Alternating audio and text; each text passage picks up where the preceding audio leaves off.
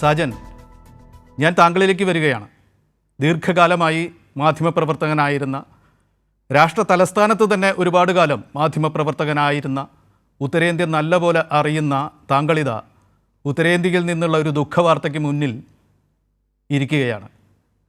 ആ വാർത്ത ഇന്ന് എങ്ങനെയാണ് ഒരു മാധ്യമപ്രവർത്തകൻ എന്ന നിലയ്ക്ക് ഉൾക്കൊണ്ടത്? അവിടെ സംഭവിച്ച കാര്യങ്ങളെക്കുറിച്ച്, അതിൽ താങ്കൾ ദർശിച്ച ആശങ്കാകരമായ കാര്യങ്ങളെക്കുറിച്ച് എന്തൊക്കെയാണ് പറയാനുള്ളത്? തീർച്ചയായും ഛത്തീസ്ഗഡിലെ റെയിൽവേ സ്റ്റേഷനിലുണ്ടായ സംഭവം അങ്ങേയറ്റം ദുഃഖകരമാണ്. പക്ഷേ ഇത് ഒരു ആകസ്മിക സംഭവമായി കാണാൻ കഴിയില്ല. അതുകൊണ്ട് തന്നെ അത്ഭുതം ഒട്ടും തോന്നുന്നില്ല. ഉത്തരേന്ത്യയിലെ അനുഭവം, ഉത്തരേന്ത്യയിൽ നമ്മൾ യാത്ര ചെയ്തും അല്ലാതെയും കഴിഞ്ഞപ്പം BJP സർക്കാർ അധികാരത്തിൽ വന്ന 2014 തൊട്ട് മാത്രമല്ല, അതിനു മുമ്പ് തന്നെ സംഘപരിവാർ ഇന്ത്യയിൽ സൃഷ്ടിച്ചെടുത്തൊരു അന്തരീക്ഷമുണ്ട്.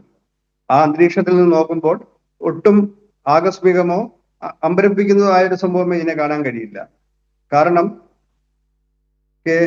നമ്മുടെ ഈ ഒരു ഉത്തരേന്ത്യയിൽ സൃഷ്ടിച്ചിരിക്കുന്ന ഒരു അന്തരീക്ഷമുണ്ട്.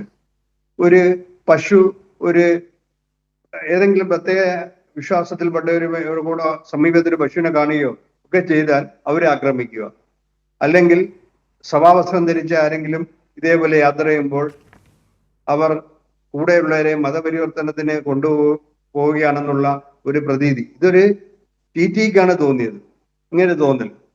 അത് ആ TTEക്ക് മാത്രം തോന്നുന്നതല്ല, നിരന്തരമായ വിദ്വേഷ പ്രചരണം വഴിയും വ്യാജ നിർമ്മിതികൾ വഴിയും സൃഷ്ടിച്ചെടുത്ത ഒരു മാനസികാവസ്ഥ,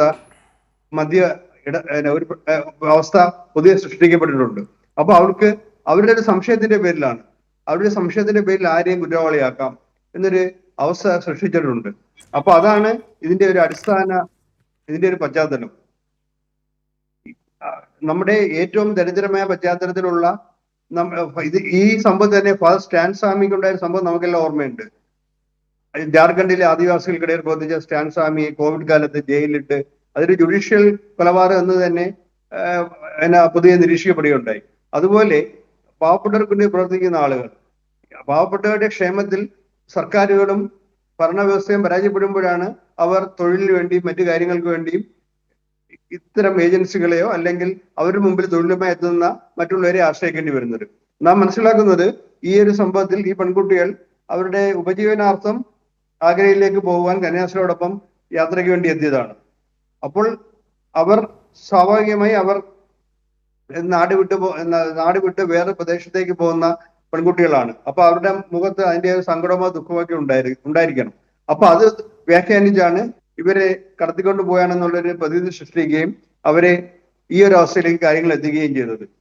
പിന്നെ അതുപോലെ തന്നെയാണ് ഈ സംഘപരിവാറിന്റെ അവരുടെ ഒരു ആഭ്യന്തര പ്രത്യയശാസ്ത്രമായ ന്യൂനപക്ഷങ്ങളും കമ്മ്യൂണിസ്റ്റുകാരെ ശത്രുക്കൾ എന്നുള്ള മുദ്രാവാക്യത്തിൽ നിന്നും ഉണ്ടായ മതപരിവർത്തന നിയമങ്ങൾ.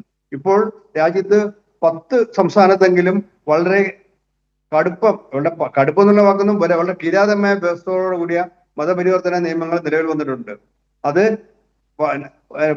ഏതെങ്കിലും മതഗ്രന്ഥം വായിച്ചു കേൾപ്പിക്കുക, അല്ലെങ്കിൽ ഒരു ഹാളിൽ പ്രാർത്ഥന കേൾക്കുക, പ്രാർത്ഥന നടത്തുക, അത് മറ്റാർക്കെങ്കിലും അസ്വാരസ്യം സൃഷ്ടിച്ചെന്ന് പരാതി കിട്ടിയാൽ തന്നെ പോലീസിന് കേസ് രജിസ്റ്റർ ചെയ്യാൻ പാകത്തിലുള്ള വകുപ്പുകളാണ് അതിൽ രേഖപ്പെടുത്തിയിട്ടുള്ളത്.